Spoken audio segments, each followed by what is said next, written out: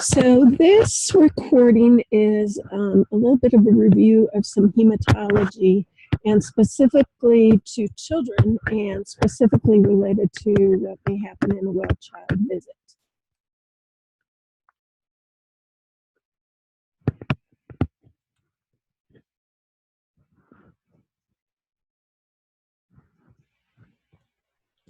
So when we think about hematology and we think about the anatomy and physiology of blood, we remember the major components. And this is very basic and very simplistic, but really is a good review to help you interpret the laboratory tests that you may be looking at related to well child visits. So the components are the plasma, which includes the liquid, protein, and clotting factors, and then the white blood cells. We'll talk about the differential of those in just a minute. And then the red blood cells, which are the most abundant component of blood. And information about those red blood cells include the hematocrit, and that's the percentage of red blood cells that settle out when we spin a tube of red blood cells or a tube of blood. So red blood cell production is stimulated by a decreased oxygen to the tissues. So you have some hypoxia to the tissues, which stimulates erythropoietin to be secreted from the kidneys, and that stimulates the cells in the bone marrow to mature. And those mature blood cells then enter the circulating bloodstream. So if we think about the physiology of red blood cells, remember it's critically important that you remember the lifespan of red blood cells is 120 days. And the function of the red blood cell is to transport oxygen to the tissues and CO2 to the lungs. So oxygen and CO2 bind to the hemoglobin, and the hemoglobin is that iron-containing molecule in the red blood cell that carries the oxygen and the carbon dioxide, and it gives the blood the red color. So if you have a viral infection, it suppresses the bone marrow for a couple of days, and they're not producing as many red blood cells as they normally produce. Because of that suppression, you can end up with a little anemia as a result of a virus suppressing the red blood cells because they continue to break them down. The lifespan is only 120 days. So that's an important thing to remember in perhaps a child who's chronically ill with viral infections, that you could have a secondary anemia.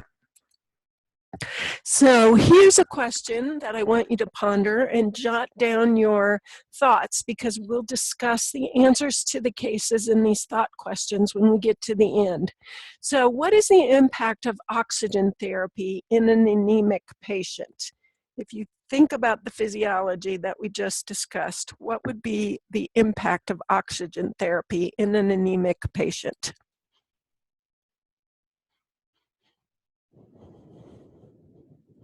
Okay, let's talk about a complete blood count now. A CBC is a basic screening test. It's the most frequently ordered laboratory test that you're going to see in well child visits or in pediatrics in general. And it can provide really valuable information around the diagnosis, prognosis, response to treatment, and recovery. The components of the red blood cells, or the components in the CBC, include the red blood cells, the hematocrit, the hemoglobin, the RBC indices, peripheral blood smear, and what those cells look like under the microscope, the number of platelets, and the white blood cell count along with the differential. So let's go through each of these. The RBCs are the number of RBCs in a cc of blood, and it varies with age and it varies by altitude. So remember, in Denver, we're a mile above sea level, so our red blood cell count needs to be higher because we need to have a little help getting oxygenated. It also varies by age. The newborn has a much higher hematocrit than the child is going to have at a couple months. Anemia is a decreased number of red blood cells. Polycythemia is an increased number of red blood cells. Occurs often in Colorado with dehydration, and also newborns everywhere are polycythemic because the fetus needs a higher red blood cell count to circulate enough oxygen. The hematocrit is the percentage of red blood cells in the volume of whole blood, and hemoglobin is the main component of the red blood cell. Carries the oxygen and gives the blood its color, as we've said. Now, the indices provide information about the size of the cell and the hemoglobin content of the cell. And in the indices, you're going to get 4 values: an MCV, an MCHC, an MCH, and a reticulocyte count. So let's go into each of those. The MCV is mean corpuscular volume, so it's a size of an individual cell. MCHC is the mean cell hemoglobin concentration. So it's calculated by looking at the amount of hemoglobin in 100 cc's of red blood cells. The MCH is the mean cell hemoglobin. That's how much hemoglobin is in an individual cell. The reticulocyte count is the ratio of immature red blood cells compared to the total red blood cells. And the increase in reticulocytes with an increase, we will see an increase in reticulocytes with an increase in red blood cell production, or we'll see an increase of reticulocytes when there's an increased destruction of red blood cells. Because when there's a destruction of red blood cells, the bone marrow dumps immature cells into circulation to help address the shortage. The red cell size distribution width is abbreviated as the RDW, and it's the degree of anisocytosis, or abnormal size of cells. So when you get a peripheral blood smear, it's a stained blood smear that's examined under the microscope, and you will get a description from the lab on what those cells look like. So if it's normocytic, it's a normal size cell. If it's poicocytosis, it's abnormal shape to the cell. That happens with anemia. Normochromic means it's normal color, which suggests there is enough hemoglobin. Hypochromic means that it's a pale color, and so the hemoglobin is probably diminished. Basophilic stippling means there's fine blue granules on the smear, and that goes along with increased reticulocytes, or common with lead poisoning, or with serious blood disorders like pernicious anemia or leukemia or something like that.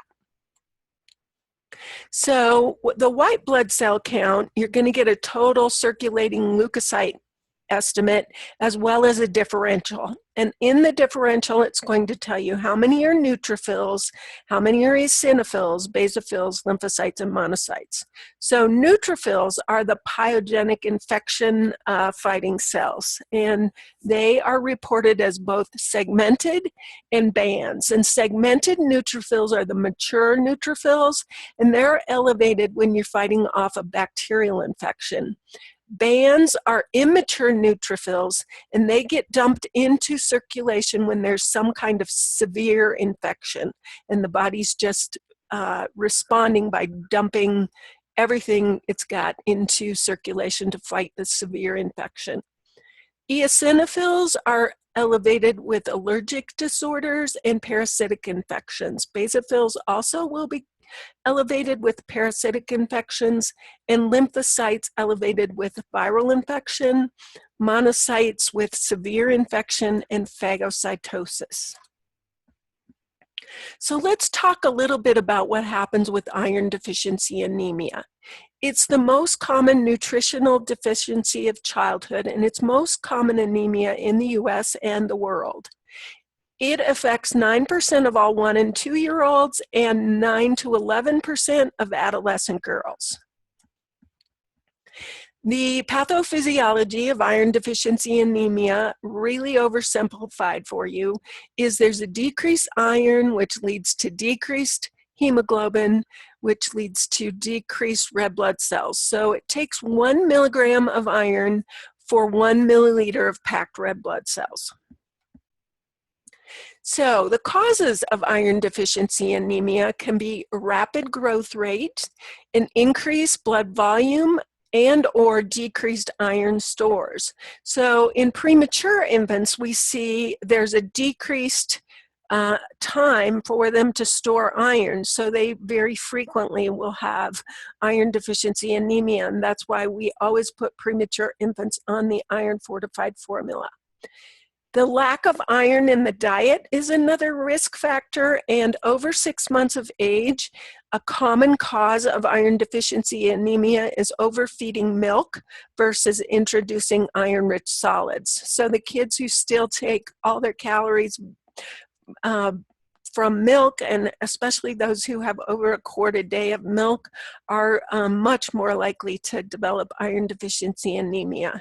And then of course in adolescence, it's the inadequate iron intake for the increased volume needed because of their increased growth and menstruation.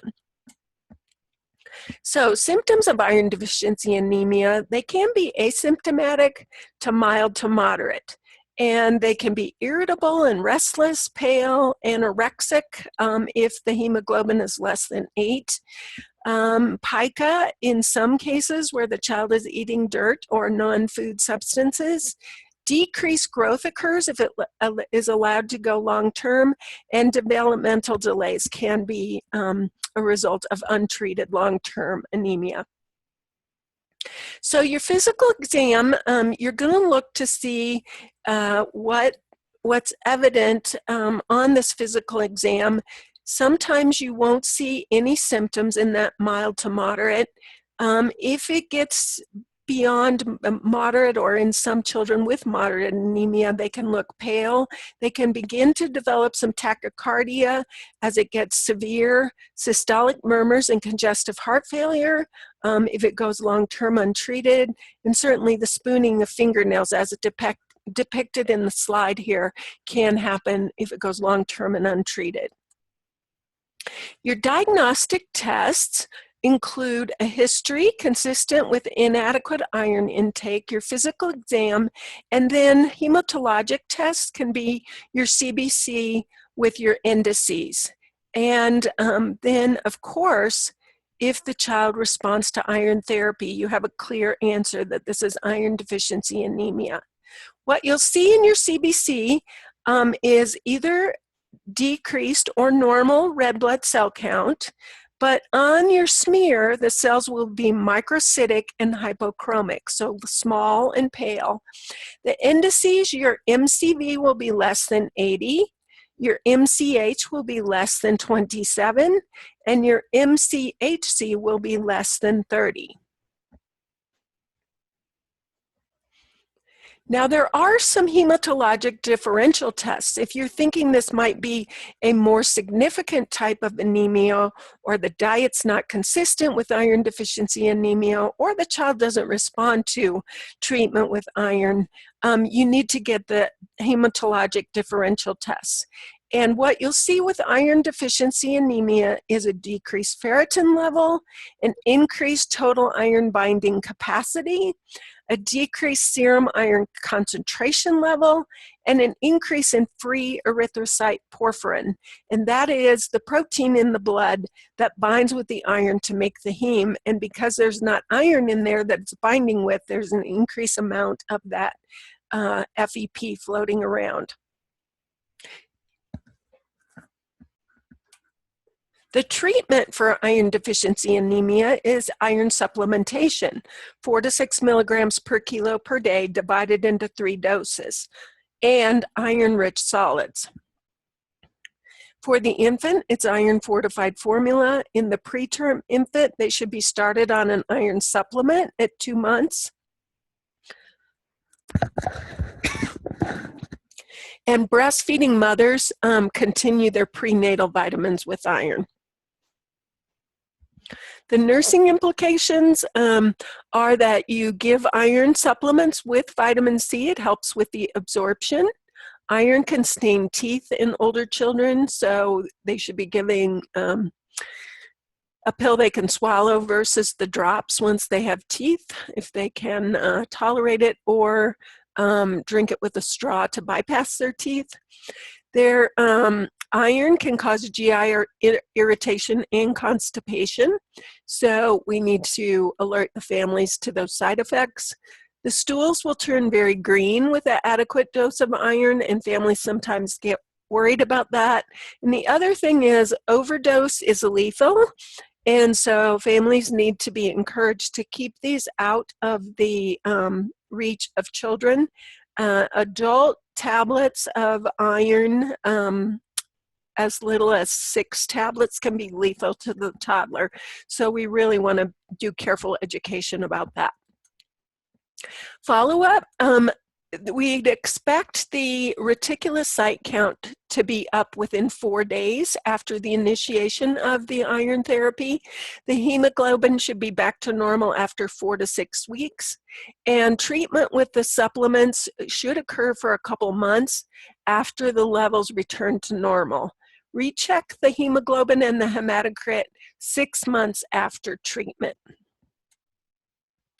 So let's talk a little bit about lead poisoning and the presence of serum lead levels that cause toxic effects, and it's to multiple organs. So as we talk about the pathology for lead poisoning, the lead binds with the calcium binding proteins, and it may affect any calcium mediated process. So it's possible that it can affect neurotransmitters, enzyme function, and these toxic effects can be caused by a disruption of the hemoglobin formation, and also the damage to the CNS through the nerve damage and the interference with the nerve conduction. So the definition of lead poisoning, we've altered the norms recently. So a serum lead level was adjusted from the 10 micrograms per deciliter to 5. Now we get concerned and diagnose the child's lead level at too high if it's 5 micrograms per deciliter or more. And the real concern is the cognitive impairment may occur at lower levels, and we really want to examine where this exposure is coming from and eliminate it. So it's estimated that 500,000 children in the US age 1 to 5 years have lead levels over 10 micrograms per deciliter. And the problem is that before 1950, house paint was 50% lead.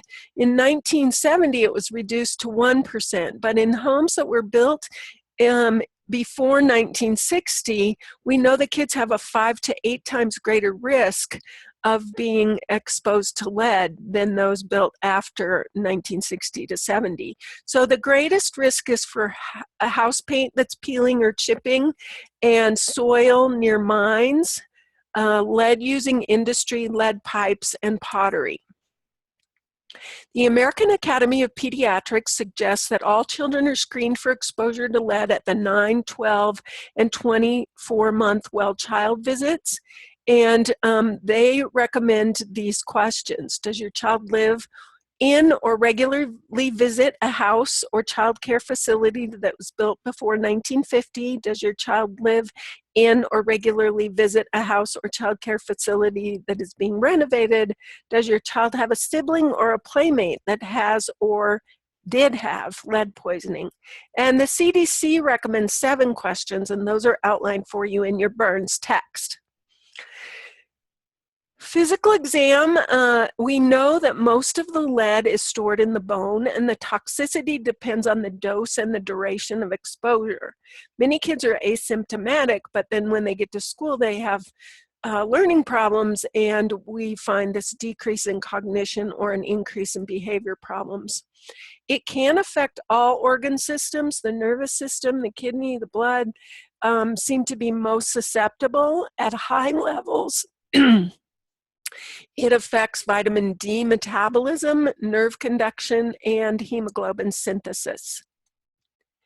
So a serum lead level should be drawn if the family responds positively to any of the screen questions. And then you can also get the free erythrocyte porphyrin, and in lead poisoning, it will be elevated. You can also test the zinc protoporphyrin, and it will also be elevated, and then you'll evaluate for iron deficiency anemia, which can be concurrent. The management, unfortunately, there's no treatment. We can't take away the damage, but you can prevent further exposure. And if the child's extremely toxic at the time, they can try some chelation therapy to try to prevent the remainder in the bloodstream from binding with the tissues.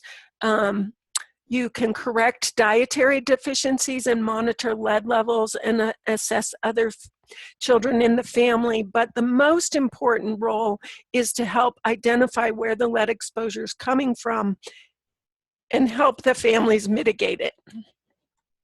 So now let's take a few minutes and look at a few cases and see if you can apply the knowledge of what we've talked about related to hematology to a few real-life examples.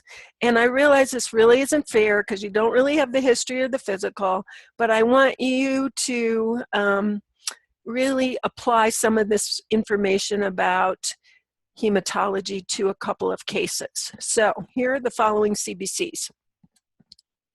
Case study 1. Remember, these cases are all from in practice in Sheridan, which is at 5,600 feet above sea level. Therefore, the norms are listed on the labs, along with flags for abnormals as either high or low. And case 1 is a 16-year-old Hispanic female seen in the clinic today for a sick visit. Here is her CBC. Her white count is elevated. Her red count is normal. Her hemoglobin is high, her hematocrit is high. Her indices look pretty normal. Her segs are elevated. Her lymphs are low. And the EO's absolute count are a little bit high, but the percentage was within normal range. What is your diagnosis? Explain the abnormal labs. What do you think caused these changes?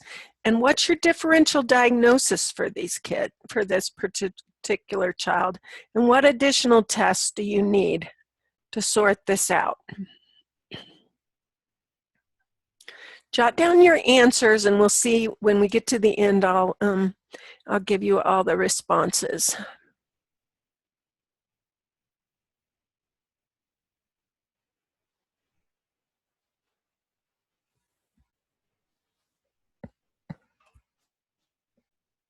Okay, here's case number 2.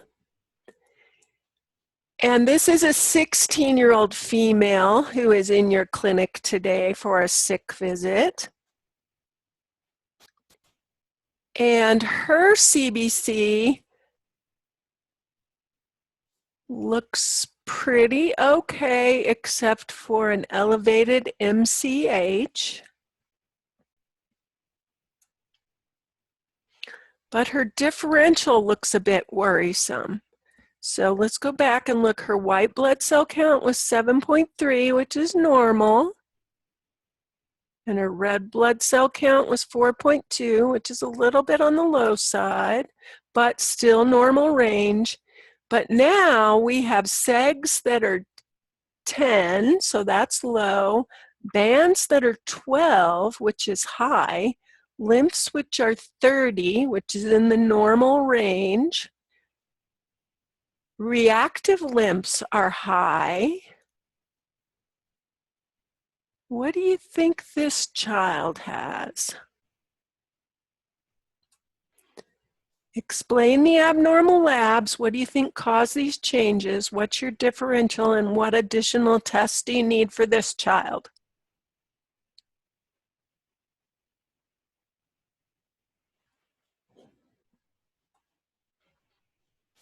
Now let's do case number 3. This is a 13-month-old Hispanic male seen today for his 12-month well-child visit.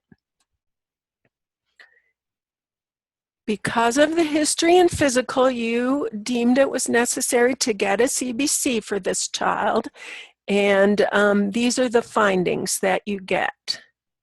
So his white blood cell count is normal, his red blood cell count is normal, his hemoglobin and hematocrit are low, MCV, MCH, and MCHC are all low. The RDW is high. And the differential is pretty normal except for a very borderline low lymphocyte count.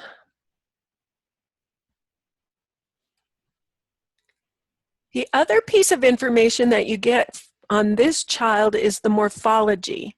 And the platelet estimate was normal.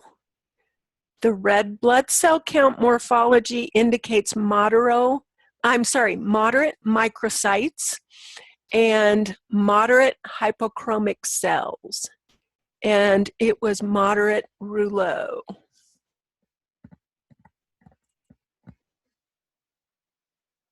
What do you think about this case? What are the abnormal labs? What do you think caused these changes? What's your differential diagnosis, and what additional tests do you want on this child?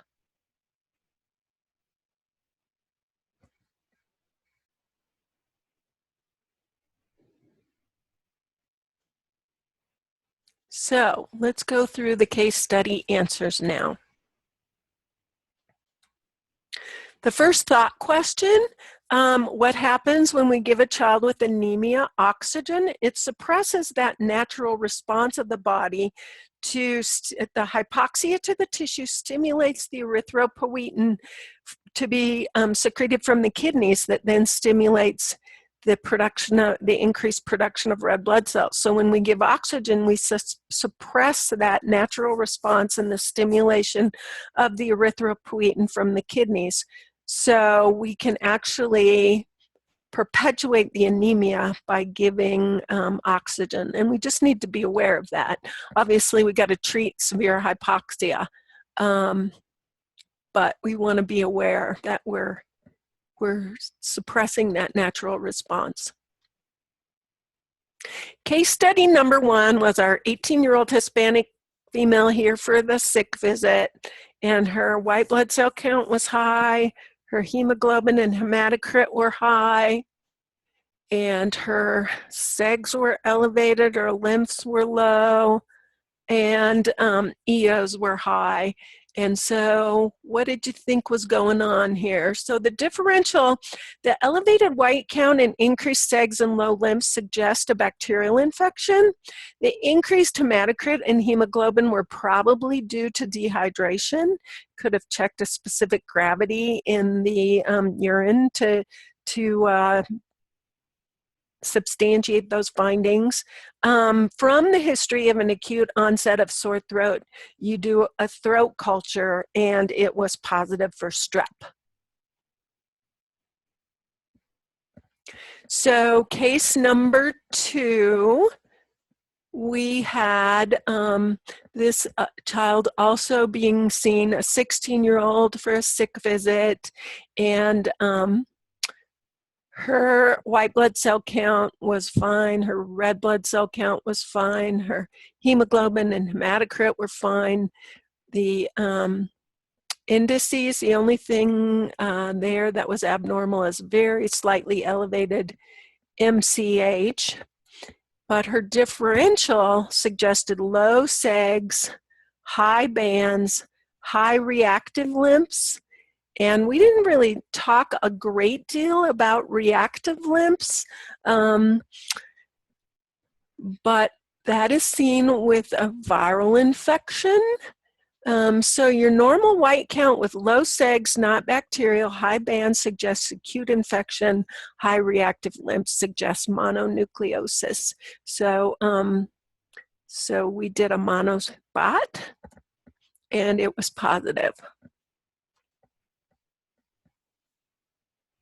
Now we'll go on to hematology case number 3, and this was your 13-month-old well child visit, and his hemoglobin and hematocrit were low, his MCV and MCH and MCHC were low, his RDW was high, and his differential was pretty okay with a very borderline low lymphocyte count, and his morphology was reflective of some pale, moderate amount of microcytes. They were small and pale, hypochromic, moderate, and the rouleau. Rouleau just refers to the fact that these are lined up in a roll. Sometimes goes along with inflammation, but in this case really was not a significant finding. And so for him, we come up with iron deficiency anemia versus hemolytic anemia. The low hematocrit suggests anemia. The low hemoglobin, microcytic hypochromic suggests iron deficiency anemia. So we just went ahead and treated this young man with iron therapy, and he responded well. So I hope you had fun with these cases, and I know you'll have the opportunity to hone these skills a bit more in your clinical practice. But remember to apply what you know about the normal physiology and the pathophysiology of these conditions when you're seeing children. And I hope you have a good time seeing them.